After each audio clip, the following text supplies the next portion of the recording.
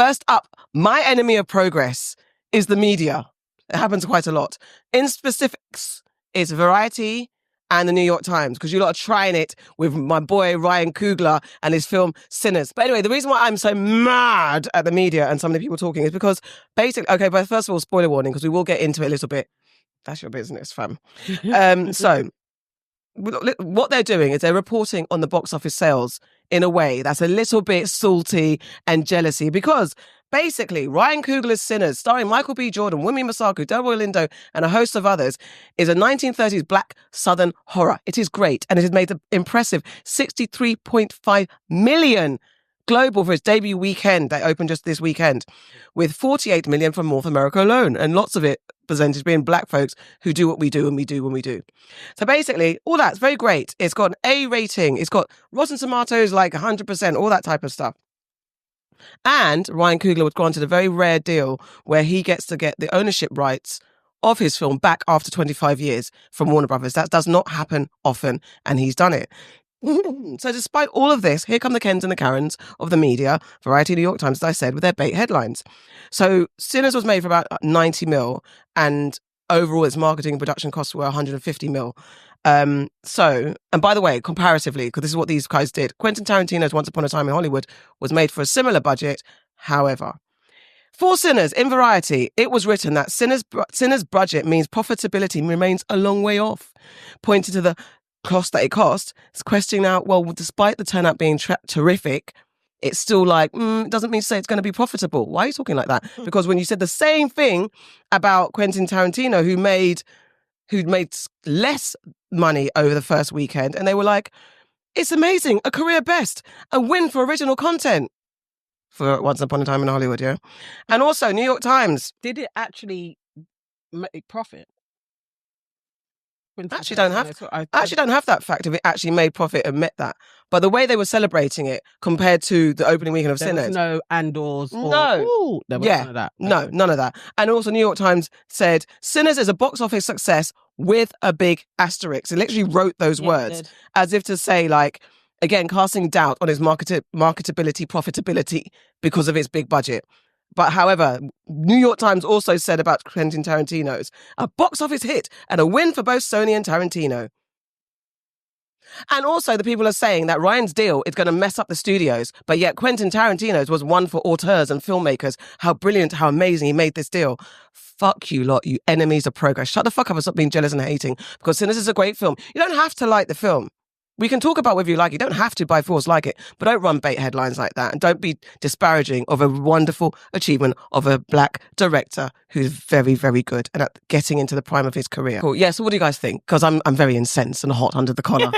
I think it's fuckeries, because the interesting fact here is whenever a film is released and they talk about opening weekend, it is always in relation to how much it earned in the opening weekend. They never caveat that by saying it. Okay, what they might do is say it costs X to make. Yeah. They don't start talking about marketing budget and all the other budgets that have come with the making of the film. They just talk about the actual film budget that it took to make the film versus how much it's made during the opening weekend. So it is extremely funny that on this occasion with Ryan Cougler, and it's his, fifth film, and it's so successful. It's down to make so much money that they've decided that they're going to have a dig at it and remake the wheel by talking about, well, actually, we don't know if it's going to be profitable yet. Let's see what happens when the next big white film comes out, if they're going to talk about how profitable it is in the first weekend versus all these other things. It's just, and they won't. It's so transparent what they're doing. It's racist. Yeah. That's what it is. It's purely racist because you don't have these same metrics. And it even doubles down being racist because there are so few black films. And then to kind of put in money, which is generally the excuse for, is it going to be profitable? Are people going to go and watch it? Is generally what they kind of shroud blackness in. Like, is it going to sell? Is anybody going to come? Them casting that in this article is racist. Because you're making people sit there and think, actually, yeah, it's kind of critically acclaimed, but maybe that's it. Maybe it's just that it's done really well, but are people actually really going to go?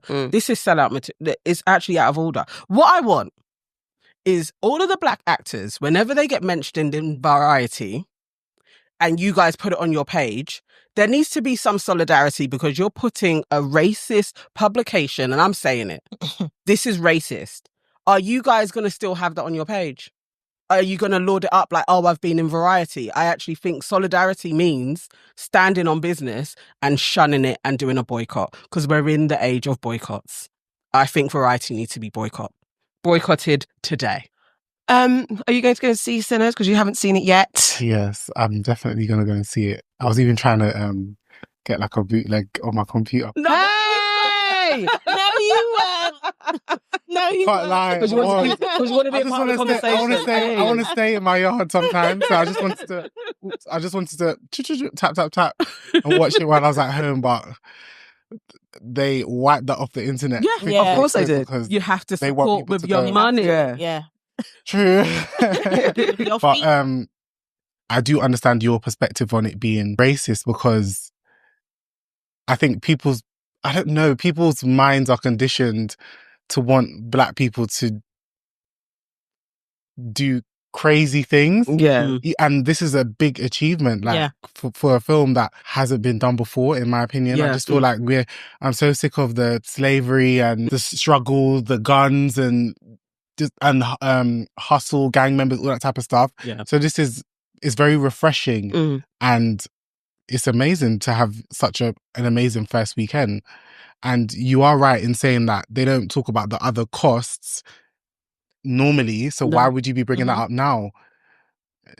Yeah, man, they're just vexed because anyone that's worth their salt who's seen the film are basically hailing it as a masterpiece. Yeah. And saying that he's created a new genre. Those are Spike Lee's words, by the way. Yeah. He said that this is not a horror film; it's a new genre. Yeah, I absolutely horror agree buster. with it. Yeah, I mean, sorry, a genre buster, like it. Exactly. Yeah, yeah. It's slightly. You can't call it a horror. No. Yeah, it's not just horror. It's not just a horror. No. It's lots of things. So much deeper than that. Yeah.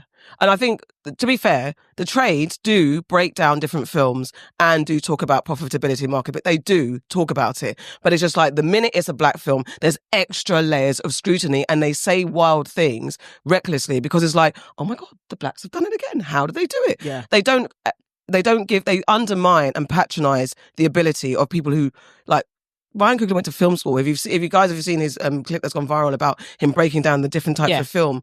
But if I hadn't gotten started when I did and graduated film school at 24 and made Fruitvale at 25 and made Creed and Black Panther around the time of being 30, all these things were like dominoes for me. And if I hadn't gotten that start, I never would have met Chad, whose time was so limited. And had such a profound effect on my life. So I'll leave y'all with this. All the aspiring filmmakers, actors, journalists, critics, all of y'all that aspire to communicate with film language through your work, through your art. No time like the present. Get going. Make that movie. Hit that audition. Criticize.